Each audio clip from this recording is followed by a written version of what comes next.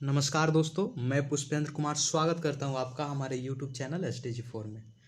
दोस्तों, आज की इस वीडियो में हम लोग गांधी से संबंधित 50 महत्वपूर्ण प्रश्न करेंगे और अंत में मैं 5 प्रश्न आप लोगों को दूंगा जिसका जवाब आप लोगों को कमेंट बॉक्स में देना है। दोस्तों, मैं ये दावे के साथ कह सकता हूं कि गांधी से संबंधित प्रश्न आपका नहीं छूटेगा, इसलिए आप इन 50 प्रश्नों को गंभीर होकर और एक एक प्रश्न को याद कर जाएं, क्योंकि ये बहुत ही ज़्यादा हेल्पफुल होने वाला है। हम जानते हैं कि गांधी से संबंधित हर एक एग्ज़ाम में, चाहे वो BPSC हो, UPSC हो या UPPCS हो या स्टेट लेवल का कोई एग्ज़ाम हो या फिर NTPC रेलवे का एग्ज़ाम हो, गांधी से प्रश्न पूछा ही जाता है। तो क्यों नहीं गांधी को हम लोग अच्छे तरीके से कर ले, क्योंकि 1 या 2 क्वेश्चन हम लोग का कंफर्म हो जाएगा। तो इसी के साथ आइए शुरू करते हैं गांधी से संबंधित 50 महत्वपूर्ण प्रश्न का ये सिलसिला। पहला प्रश्न है, गांधी के चिंतन का एकमात्र केंद्रीय विषय क्या है? ऑप्शन है A सत्य, B प्रेम, C करुणा, D श्रद्धा और E एक से अधिक इनमें से कोई नहीं।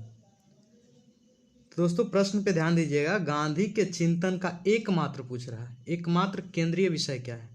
तो आप जानते हैं कि गांधी का एकमात्र केंद्रीय विषय जो रहा वो सत्य आधारित था, तो ये हो गया आपका सत्य। दूसरा प्रश्न है, गांधी जी ने किसको सत्याग्रह का सबसे प्रभावशाली आध्यात्मिक अस्त्र माना है? शब्दों पर ध्यान देंगे, आध्यात्मिक अस्त्र माना है। ऑप्शन ए अहिंसा, B उपवास, C सत्य, D प्रेम, E एक से अधिक इनमें से कोई नहीं। तो इसका आंसर हो जाएगा B उपवास। गांधी ने सत्याग्रह का सबसे प्रभावशाली आध्यात्मिक अस्त्र उपवास को माना है। नेक्स्ट है तीसरा प्रश्न, महात्मा गांधी ने सत्याग्रह संबंधी प्रथम प्रयोग कब और कहाँ किया? ऑप्शन ए 1918 में खेड़ा, 1917 में चंपारण, 1919 में बारदौली और 1921 में अहमदाबाद। एक से अधिक इनमें से कोई नहीं। तो इसका आंसर हो जाएगा 1917 चंपारण। नेक्स्ट है चौथा प्रश्न, किसके अनुसार गांधी के नेतृत्व में भारत में चलाया गया खेड़ा सत्याग्रह पहला वास्तविक किसान सत्याग्रह था? Option A Irwin, B Dalhousie, C हार्डिमन, D Mountbatten, इस एक से अधिक इनमें से कोई नहीं। तो इसका आंसर हो जाएगा ऑप्शन C हार्डिमन। नेक्स्ट है, खिलाफत दिवस कब मनाया गया? 10 जनवरी 1915, 11 नवंबर 1922, 15 अक्टूबर 1918, 17 अक्टूबर 1919, E एक से अधिक इनमें से कोई नहीं। तो सबसे पहले आप ध्यान दें कि खिलाफत आंदोलन कब शुरू हुआ? 1919 में, और खिलाफत आंदोलन 1919 में शुरू हुआ और दिनांक था 17 अक्टूबर, यानी कि इसका आंसर हो जाएगा ऑप्शन डी 17 अक्टूबर 1919। अब दोस्तों, यहाँ से मैं प्रश्न पढ़ूंगा और ऑप्शन जो है आप लोग ध्यान देंगे, मैं सिर्फ आंसर बोलूंगा। छठा प्रश्न है, गांधी जी ने नमक कानून कब तोड़ा? तो इसका आंसर है ऑप्शन डी 6 अप्रैल 1930। नेक्स्ट है, दांडी स्थान वर्तमान में गुजरात के किस जिले में स्थित है? और इसका आंसर है ए नवासारी। तो दोस्तों, दांडी स्थान जो है गुजरात के नवासारी जिला में वर्तमान में स्थित है। आठवां प्रश्न है, गांधी इरविन समझौता कब हुआ था? और इसका आंसर है 5 मार्च 1931। ऑप्शन सी 5 मार्च 1931 बिल्कुल सही है। गांधी इरविन समझौता का दिनांक जो है वो 5 मार्च 1931 है। 9वां प्रश्न है, गांधी इरविन समझौते का 26 से 29 मार्च 1931 में कांग्रेस के किस अधिवेशन में अनुमोदन किया गया? दोस्तों, यहाँ प्रश्न पूछा जा रहा है कि गांधी इरविन के बीच जो समझौता हुआ था उसका अनुमोदन कांग्रेस किस अधिवेशन में की थी? तो इसका आंसर हो जाएगा ऑप्शन डी कराची अधिवेशन 1931। नेक्स्ट है 10वां प्रश्न, किस अधिवेशन में गांधी जी ने कहा कि गांधी मर सकता है लेकिन गांधीवाद सदा जीवित रहेगा? तो ये गांधी का कथन है कि गांधी मर सकता है लेकिन गांधीवाद सदा जीवित रहेगा। यह गांधी ने किस अधिवेशन में कहा था? तो ये हो जाएगा आपका आंसर ऑप्शन डी, कराची अधिवेशन 1931। नेक्स्ट है 14 जुलाई 1942 को भारतीय राष्ट्रीय कांग्रेस ने किस स्थान पर भारत छोड़ो प्रस्ताव पारित किया? Option A Pune, B Jalgaon, C Wardha, D Belgaum और ई एक से अधिक इनमें से कोई नहीं। तो दोस्तों 14 जुलाई 1942 को भारतीय राष्ट्रीय कांग्रेस ने वर्धा अधिवेशन में, यानी कि ऑप्शन सी इसका आंसर हो जाएगा, वर्धा अधिवेशन में भारत छोड़ो प्रस्ताव पारित किया था। नेक्स्ट है महात्मा गांधी को वन मैन बाउंड्री फोर्स किसने कहा? तो दोस्तों इसका आंसर हो जाएगा ऑप्शन सी, माउंटबेटन। नेक्स्ट है 13वां प्रश्न, महात्मा गांधी के दांडी यात्रा की तुलना इल्बा से लौटने पर नेपोलियन के पेरिस मार्च और राजनीतिक सत्ता प्राप्त करने के लिए मुसोलिनी के रोम मार्च से की जा सकती, यह किसने कहा? तो यह कथन जो है दोस्तों, ये सुभाष चंद्र बोस का कथन है कि गांधी जी के दांडी मार्च की तुलना इल्बा से लौटने पर नेपोलियन के पेरिस मार्च और राजनीतिक सत्ता प्राप्त करने के लिए मुसोलिनी के रोम मार्च से की जाती है। तो ध्यान रखेंगे यह कथन सुभाष चंद्र बोस की है। 14वां प्रश्न है, आने वाली पीढ़ियां शायद ही विश्वास करेगी कि इस प्रकार का हाड़ मांस का मानव कभी पृथ्वी पर अवतरित हुआ था, यह कथन किसका है? तो दोस्तों इसका आंसर हो जाएगा ऑप्शन बी, आइंस्टाइन का यह कथन है। ध्यान रखेंगे आइंस्टाइन का कथन है ये गांधी के संदर्भ में कि आने वाली पीढ़ियां शायद ही विश्वास करेंगी कि इस प्रकार का हाड़ मांस का मानव पृथ्वी पर कभी अवतरित हुआ था। 15वां प्रश्न है, गांधी दर्शन को परिभाषित किया जा सकता है? तो दोस्तों इसका आंसर हो जाएगा दार्शनिक अराजकतावाद। ऑप्शन ए बिल्कुल सही है, दार्शनिक अराजकतावाद। नेक्स्ट है 16वां प्रश्न, गांधी ने हिंद स्वराज की रचना कब की? तो इसका आंसर हो जाएगा ऑप्शन बी, 1909। नेक्स्ट है, गांधी के अनुसार इस्लाम शब्द का अर्थ क्या है? तो इसका आंसर हो जाएगा दोस्तों ऑप्शन बी, इस्लाम का अर्थ गांधी के अनुसार शांति, सुरक्षा और मुक्ति। ऑप्शन बी हो जाएगा इसका आंसर, शांति, सुरक्षा और मुक्ति। नेक्स्ट है 18वां प्रश्न, गांधी जी मूलतः किस प्रकृति के दार्शनिक थे? तो इसका आंसर हो जाएगा ऑप्शन बी, भौतिकवादी। गांधी जी मूलतः भौतिकवादी प्रकृति के दार्शनिक थे, ध्यान रखेंगे। नेक्स्ट 19वां प्रश्न है, गांधी दर्शन में समाजवाद का विकल्प क्या है? ऑप्शन बी इसका आंसर सही आंसर होगा, सर्वोदय। गांधी दर्शन में समाजवाद का विकल्प सर्वोदय है, ध्यान रखेंगे। ट्रस्टशिप इसके अंतर्गत, सर्वोदय के अंतर्गत उनका सिद्धांत था, लेकिन समाजवाद का विकल्प था सर्वोदय, तो ध्यान रखेंगे। 20वां प्रश्न है, गांधी जी की इंग्लैंड में किस उदारवादी नेता से भेंट हुई थी? ऑप्शन के हिसाब से इसका आंसर करेंगे। ऑप्शन ए है फिरोज शाह मेहता, बी है गोपाल कृष्ण गोखले, सी है रास बिहारी बोस, डी दादा भाई नौरोजी और ई एक से अधिक इनमें से कोई नहीं। तो दोस्तों गांधी के जो गुरु थे, राजनीतिक गुरु गोपाल कृष्ण गोखले, जो कि एक उदारवादी नेता भी थे, उन्होंने गांधी जी से भेंट इंग्लैंड में की थी, तो इसका आंसर हो जाएगा ऑप्शन बी। नेक्स्ट है, महात्मा गांधी ने निरपेक्ष सत्य को परिभाषित किया। तो निरपेक्ष सत्य क्या बताया महात्मा गांधी ने? तो इसका आंसर होगा ऑप्शन बी, यानी कि समय विशेष पर अंतरात्मा की आवाज के रूप में। यानी कि गांधी के अनुसार समय और परिस्थिति के अनुसार आपकी अंतरात्मा की जो आवाज है वही सत्य है, और इसी को गांधी ने निरपेक्ष सत्य बताया था, तो ध्यान रखेंगे। नेक्स्ट है 22वां प्रश्न, सत्याग्रह किस भाषा का शब्द है? तो दोस्तों ये इसका आंसर हो जाएगा ऑप्शन ए, संस्कृत। सत्याग्रह संस्कृत भाषा का शब्द है। आइए 23वां प्रश्न देखते हैं। 23वां प्रश्न है, रॉलेट एक्ट को कब लागू किया गया था? तो इसका आंसर हो जाएगा ऑप्शन ए, 21 मार्च 1919। 21 मार्च 1919 को रॉलेट एक्ट को लागू किया गया था, ध्यान रखेंगे। बहुत ही महत्वपूर्ण प्रश्न है। नेक्स्ट प्रश्न है, स्वराज पार्टी की स्थापना किसने की थी? स्वराज पार्टी की स्थापना किसने की थी? और इसमें 4 ऑप्शन है, चित्तरंजन दास, मोतीलाल नेहरू, राजगोपालाचारी, डॉक्टर अंसारी। तो इसका आंसर हो जाएगा ऑप्शन बी, 1 और 2, यानी कि स्वराज पार्टी की स्थापना चित्तरंजन दास और मोतीलाल नेहरू ने की। तो ध्यान रखेंगे 1 और 2 ऑप्शन बी इसका सही आंसर हो जाएगा। नेक्स्ट है स्वराज पार्टी की स्थापना कब की गई?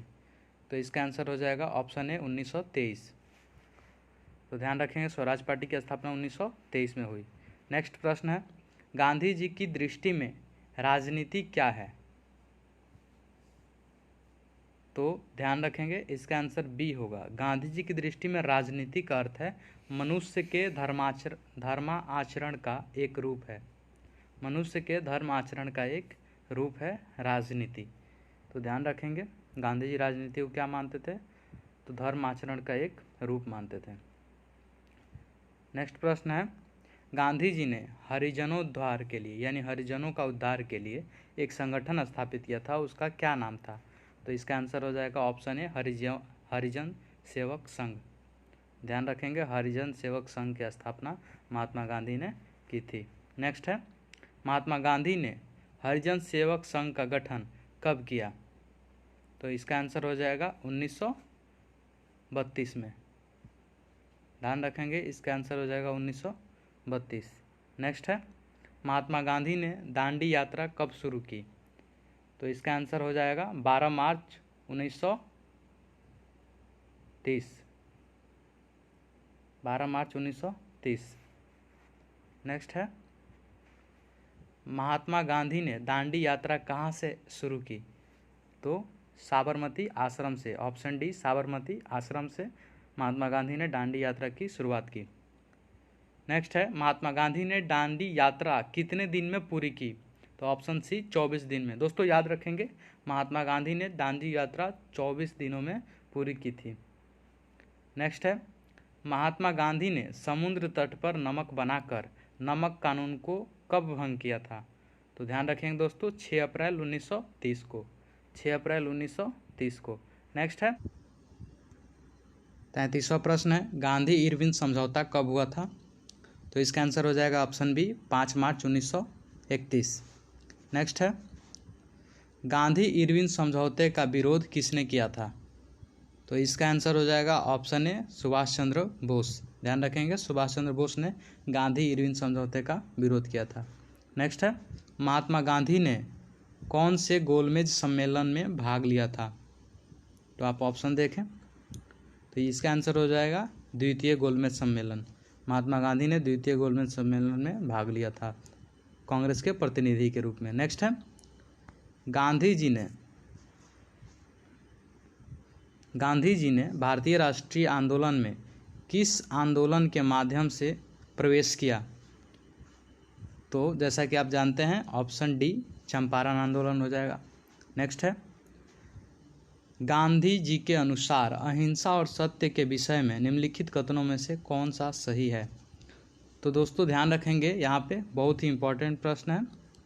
गांधी जी अहिंसा को साधन मानते थे और सत्य को साध्य मानते थे। तो इसका ऑप्शन बी आंसर हो जाएगा कि सत्य साध्य है और अहिंसा साधन है। अहिंसा को गांधी जी साधन के रूप में उपयोग करते थे और सत्य को साध्य मानते थे।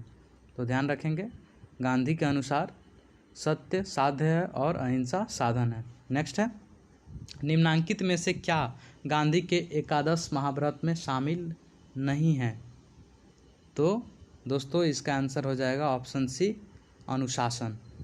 अनुशासन जो है शामिल नहीं है, सी। ध्यान रखेंगे सी अनुशासन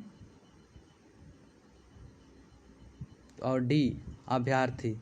इसका आंसर हो जाएगा ऑप्शन ई अनुशासन और अभ्यर्थी दोनों शामिल नहीं था। अपरिग्रह और जीविकार्थ आश्रम ये शामिल था। नेक्स्ट है 39वां प्रश्न वह कौन सी योजना थी जिसके बारे में गांधी जी ने टिप्पणी की यह एक क्षतिग्रस्त बैंक के नाम आगे की तारीख वाला चेक है? ये किस योजना से संबंधित गांधी जी की टिप्पणी थी? तो इसका आंसर हो जाएगा ऑप्शन सी क्रिप्स मिशन योजना।